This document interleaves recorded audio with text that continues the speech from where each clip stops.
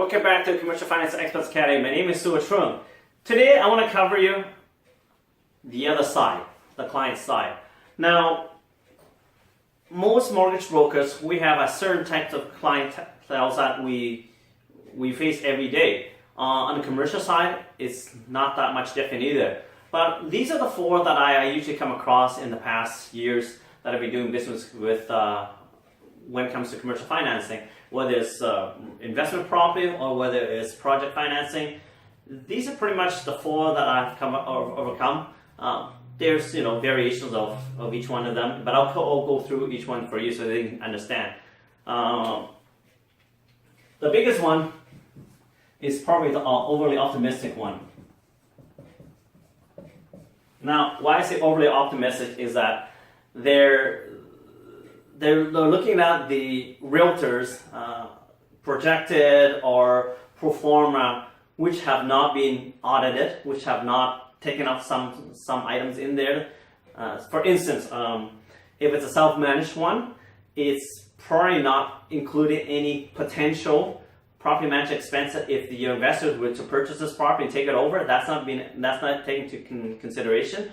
They also use the actual expense and actual vacancy, whereas lenders don't do that, right? They give you an X amount of vacancy, whether it's 5%, 3%, 8%, depending on the type of properties and all that, and geographical locations. They are over optimistic because they believe that this is going to be the truth, and moving forward it's going to be better and better and better, right? They don't understand that we need 3 years such financials, and they look at overly the 3 years to see what's going on in there, sometimes even 4 years or 5 years, depends on types of property again. Now, and if the numbers have changed so much over time, they're not going to base it on the most recent numbers, because smart sellers inflate the numbers in the final years. Typically, if they're smart enough to do it and to get the higher sales price, that's what they would probably do, if I was them anyway. So that's the one thing that you may want to come and say, yes, Mr. Jones, you're really optimistic about this, and I totally understand it, but let's look at what the lenders see. Okay, so bring them down a notch or two. Otherwise, they can have what? What do you think they're going to have? Unrealistic expectation, right? That's what they will have when it comes to financing, and then you're going to be facing a tough battle at that point. The other one that the opposite of that is the one that's totally unprepared. So these are the guys that don't even have the financial statements. They don't know what to request. They don't even know that they need anything. They just tell you, look, I'm buying this property. Is it doable? And you're going, okay, what does your finance look like? What does your personal net worth look like? Can you get me any of those items? Oh, I haven't done my tax in the last 3 years, so I can't give you that. Right? Yes, in commercial real estate, in purchasing and financing, it is strongly based on the property itself. But I'll get to the next part of the reason why we need all those information. We need your personal information, we need your net worth, we need how much your investments you have, so that in the worst case scenario, how can we mitigate any risk, right, to the lender side? And they're underprepared for many reasons, because they've gone to a seminar, a real estate seminar, and they got so excited they went out to say, hey, I got this money and I want to buy. Now, they don't even have the down payments readily available to make the purchase.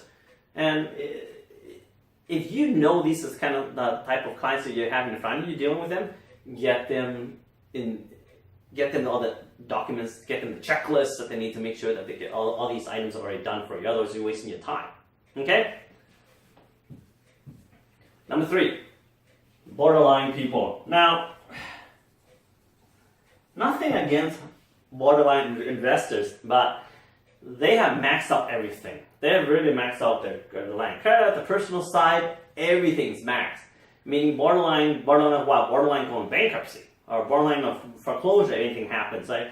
They have no money set aside for a rainy day. Now, the reason why I say this is that we need to show them that you have a reserve, so that in the future, if some vacancy happens, you're not struggling to stay afloat, right?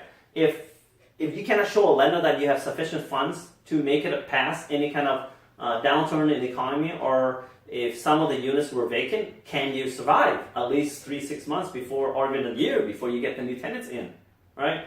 So it's not just slam dunk, black and white. Even if it's currently fully tenanted, you will get the financing done, right? Then you want to make sure that the person that with that asset, they have outside resources and funds, access to funds to make them less risky.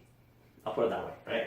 So the borderline clients, make sure they ask you to make sure that they can provide additional ammunition so you can get the financing done for them.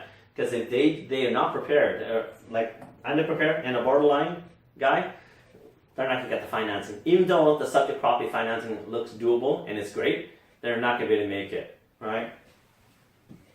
Fourth one is one I really don't like. Uncompromising. Uncompromising.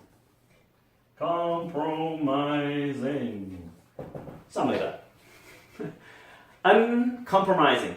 Meaning that they are relentlessly want things done their way. Now, I'll give you an example. I have a client that says, look, I will not offer any personal guarantee. I'm going, well, you're buying this property and you're moving your business into it. There is very little chance of any rental income other than the, say, for example, a sublet of the property, anything like that. But it's, based on my financials, based on my strength of my company in the past, I don't need to do, I don't want to give a personal guarantee. I'm opposed to giving personal guarantee. I said, I truly understand that. But the lenders are opposed to loaning you the money too, right? It's their money, right? They call the shots. Now, make sure that the clients understand ahead of time that there is compromises to be made. You cannot have everything your way. There's an old saying, you can't have the cake and eat it too. Not sure the reason behind that saying, but that's how it works in the financing world.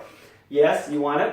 These are certain conditions that they want. You can't just cross it out because you don't like it. Oh, 1, 2, 3, 4 conditions. I don't like this one. I don't like that one. I'll cross it out. This is not a purchase agreement contract where you get to renegotiate. I get to do that part for you. I can only ask them to say, we can give you this, we can give you that. But you can't cross it out and say, no compromise. I won't give anything. Some situation where I can basically renegotiate, say, we can give you 25%, 50% personal guarantee or limited guarantee to X amount of dollars, right? That we can do, but you cannot totally take everything out and do it your way, have it your way. It's their money, right? So at the end of the day, know what type of clients you're dealing with and get them in the right mindset so that they're working together with you to get the financing done. Otherwise, at the end of the day, you're wasting your time, right? So, hopefully you learned something new today, and if you like it, click like on the video below, and put some comments if you have some questions, or email me directly, sue@sharingbanksecrets.com, SUA@sharingbanksecrets.com. Come on, you know how to write that one out. As well as my Commercial Financing Mastery Course workshops coming up this month. For those who are interested in it, email me or just give me a shout directly. Take care. See you next video.